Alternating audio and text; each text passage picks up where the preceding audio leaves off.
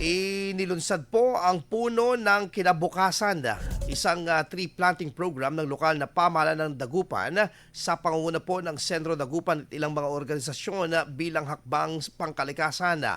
Sa nalinisang bahagi po ng dam site ng Bunuan Tondaligan, itinanim ang iba't ibang uri ng binhi ng puno tulad ng akasya, bayok, ipil at iba pa.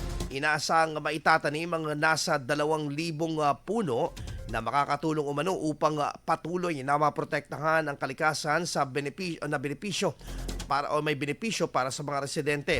Samantala, pansamantalang nakasara naman ang dam site para sa rehabilitasyon upang tuluyan na itong maipasara.